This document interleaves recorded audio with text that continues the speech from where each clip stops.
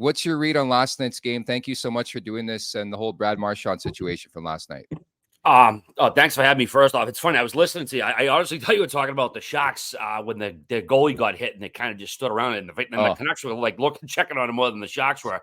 But I mean, I know you guys are always going to play it up there. It's Toronto, it's the Leafs. But I mean, they were down 2-0. I thought they showed some good heart. They come back, tied the game up, but lost in a shootout, which is basically a coin flip for a breakaway contest. So as far as the Marchand hit, yeah, he probably doesn't get the benefit of the doubt for many people on that play. And, you guys see me skate. I'm not one of an expert. I could say who could do what at a top speed.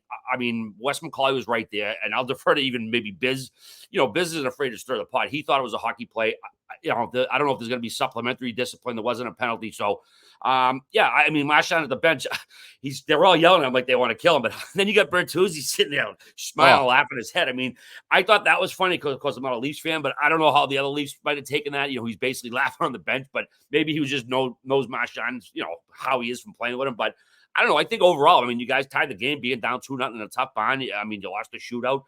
It was a great game. It had that sort of playoff intensity we've been used to with these teams the last few years. So I don't think the sky's falling up there. I mean, I don't know who was, like you said, on the ice. Maybe Tavares grabbed him. I mean, guys who don't do that, I don't think they're going to start doing it now. And if they didn't see the play, maybe they don't want to risk getting an instigator in a close game and if they weren't 100% sure what happened if they weren't seeing it. I guess playing a little devil's advocate. Actually sounding like a Leafs fan right now. But, great game, man. And, it was, like I said, good intensity, playoff atmosphere, and, can't wait for the next one.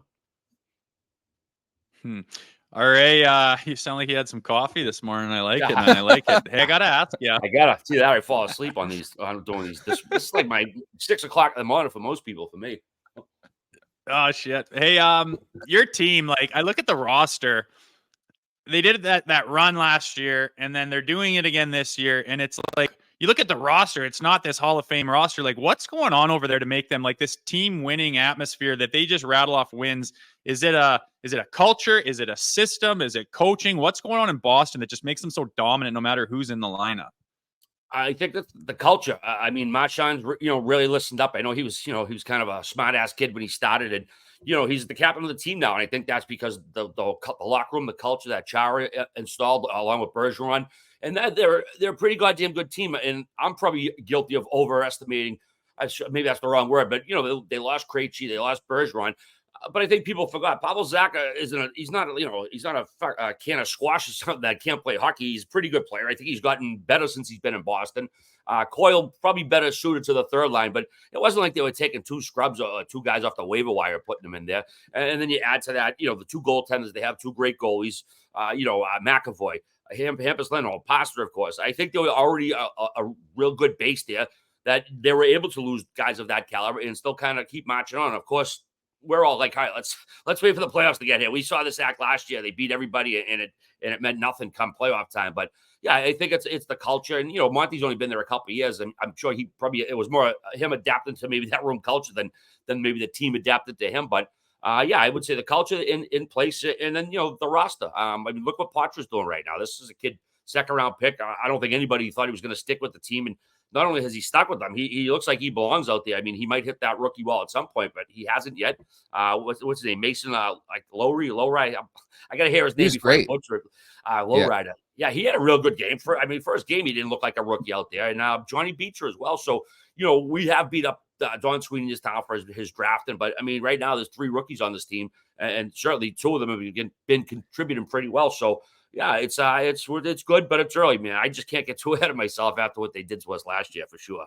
No, it's funny. I think we have the same conversation in these parts. Well, it sucks and it stings, and sometimes they give efforts like they did against Los Angeles. This Leafs team's going to be there. Boston's going to be there, and ultimately, I think the season will be gauged on what they do in the Stanley Cup playoffs. But the thing we keep going back to, RA, on last night's game was just there's no fight back. There's no bounce back. Like, I think you look at Boston specifically. Consistency, like that's my read on that team. There's never a drop off. No McAvoy, no Forbert, no Grzelcyk. Hall's gone, like Krejci's gone, Bergeron's gone, and the same effort every night. The goaltending is going to be strong. I think that's they have an identity is probably the word I'm looking for. And from an outsider's perspective, do you think the Leafs have an identity at all? I think they try to build one, obviously, with the moves they made, in the offseason, bringing in Bertuzzi and Domi and Reeves, obviously trying to get tougher. I think those moves are probably more with the playoffs in mind than maybe the regular season. And as far as not responding, I think you see that around the league a lot. I think it's just a different True. caliber player, specifically the young guys. They just didn't grow up playing that way. And yeah, you'd like to see them come in because, you want to stick up for your teammates. But, I wouldn't necessarily pin that on Toronto as I would maybe, just the style of player, young guys come in the league that's just not the, I guess, hockey culture in that regard that they grew up with. So, yeah, I mean, obviously you like to see guys getting faces and maybe some face washes when you get players getting screwed with your goalie. But I think that's probably endemic of the whole league right now more than just Toronto. All right, with the run you guys went on last year, the Bruins, a historic run that's basically never been seen before. You're off to a phenomenal start again this year. What do you attribute the misstep in the playoffs to, and how have they learned from that, do you think? I think that they were almost on cruise control the whole year. I think as far as Monty, I think he kind of let the team run itself. And then, they went out and got players. And actually, it was Nick Foligno made this. Actually, he answered a question. Was Cam and Strick podcast. And I thought it was an interesting point. He said it was almost like we brought in too many guys or made too many moves because then now Montgomery has all these, pots he feels maybe he has to get in for this game and not that game. And I thought that kind of screwed him a bit. I think he made too many lineup changes, taking guys out when they maybe didn't need to be taken out, but most egregiously with the goaltenders. I mean, that was the biggest thing for me, Jay. You had a goaltender who didn't stop more than 4 games in a row all season long. Now you're starting him 6 games in a row in the playoffs. And then we find out from Weeksy that he's got, quote, a debilitating and painful injury.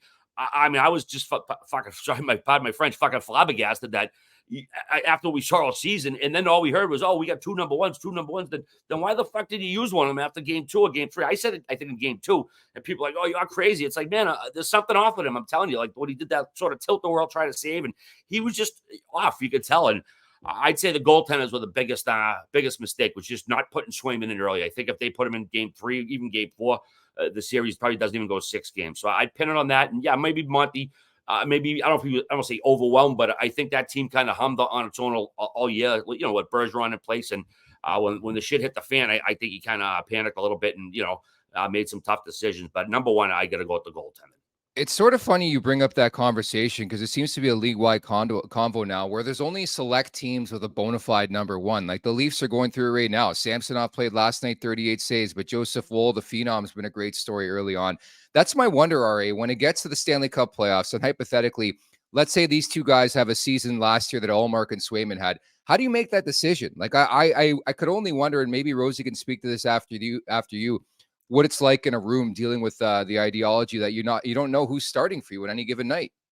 I mean, I always think coaches just ride the hot hand. I mean, if a guy's a shutout, you automatically come back on him the next game, unless it's, a 4 games and 6 night situation. But I think you just kind of ride the hot hand, and one guy kind of looks shitty in a game, then take him out. I mean, the coach got to, coach to win. You can't be worrying about, this guy hasn't played or that guy hasn't played in so long. You got to ride the hot hand. And as far as what teams are doing, yeah, you look at the last 2 Stanley Cups. Now, Aiden Hill was terrific last year in the playoffs, but I don't think he had to steal any series. He stole a game or 2, but he didn't really have to steal a series like we've seen goalies do historically. And even before that, with Grubauer with Colorado there. He didn't have to steal anything as well. I mean, he played well. He did the job, but he didn't have to steal really any games or series. Of course, they had the offensive firepower. They could give up 3 or 4 goals, and it wasn't an issue for them. So we are seeing a lot more of that. I don't know if that's going to be the future or if it's just a trending thing, but I don't think we're going to see too many more goalies getting signed to $8 or $10 million when they're free agents based on what we've seen the last couple of years here. Yeah, I feel like the mentality in that's got to be like you're a duo. It doesn't have to be competition. Oh, I want the crease. No, it's my crease. No, it's my crease. These days, you're going with 2 goaltenders more often than not. It's not like you got Patrick Waugh and who the hell knows. You're going with 2 tenders who can play night in, night out. And it's not the competition thing. It's we're a duo. We're a tandem. We're out here together. We want to be the best 1-2 goalies in the league. And you talk to each other, you prepare together, you practice together, you work on your shit together. And then when you go out there, whoever's playing, you expect him to go out there and dominate. When you get the tap, nice job, tap him, nice game, go in, you go out there and dominate, and you just switch, hit that thing. And it's got to be that mentality of we are a pair, we are a package. You go out like that, and like with the Swayman Allmark, like look out, man. It doesn't matter who you play because they're both capable and they're both ready to rock. And that's like a luxury for a coach to go to. And I think that's got to be the mentality when you're switch hitting goalies these days. Yeah, and you look at those two. I mean, they probably have one of the best relationships among goaltending tandems in the league. It's the hug stuff, they genuinely really like each other. And even going back to the playoffs, it's like hockey players aren't wired to take themselves out of the game, and because you say, well, geez, Felmark was hurting that bad. Why did he go out? It's like, well, because he's a hockey player. I mean, that's what the coach is for, to say, hey, buddy, you're too dinged up. You shouldn't be in there. But I'm glad that we have these two goalies. It's I guess we're always going to have that sour taste from last year, but I'm kind of like the regular season. It's fun, it's great, but as far as the Bruins fan aspect, it's like they're going to wash that last year away, or it's just always going to have that sour taste, no matter what. Especially with Bergeron retired after that, and he went to 3 Stanley Cup Finals, and he won obviously in 2011, and I want him to get that second, not only because we love the guy here, but he would have got to that upper echelon of great Bruins of all time. Of course, he's up there, but you win 2 cups, you're up there with or Espo, that the big bad Bruins, and I just felt terrible that they couldn't do that for Bergeron. And if they win it this year, it would be great, but it almost feel like there's one little piece missing that Bergeron wasn't here. So, all right, that's my Bergeron time. I'll get over it. We're still sad about that too. All right, it's a fucking Leaf show. We don't care about Bergeron. No, I'm kidding. I've been nice to you guys today. I'm not always. Yeah, no, I appreciate you coming and doing this. Just lastly, because again, I respect the Beast so much, man. Again, it's tough for me to say because I covered the Leafs and was a Leafs fan growing up, but like every night you just know what they're going to bring. So I ask you this. I mean, you've seen this team finally get there. They went through a storybook regular season last year. What do the Leafs need to do? Like, do you think they have it in them? What kind of ads do they have to make? Like, what do you think of this team in general? You know what? I know they got over the first round hump last year, and we talked to, I feel we talked to recently, and I said they almost seemed too elated afterwards. I know the fans are going to celebrate. That's understandable, but it almost seemed like the team was maybe smiling too much or too happy with the result, and you're still only a quarter away there. I don't know if it's a psychological thing. They obviously have tremendous skill, but I think it's just a mental block right now. I mean, they won the first round last year, and then it was done. It was like as if it didn't happen. I don't know, man. I think they have the pieces in place. I think Samsonov's a good goalie. Wall's been pushing him. I think you got a pretty good 1-2 punch in net there. I just think it's a mental hurdle going out and paying the price a little bit more. I mean, like last night, the Bruins smoked them at the dot, won 2 out of 3 faceoffs, and that's a matter of, I think, bearing down. I mean, you're going to get beat some of the time, but I think Austin went 0 for 11, and that's a regular season game, but you don't want to see that in the playoffs. So I think that may factor in.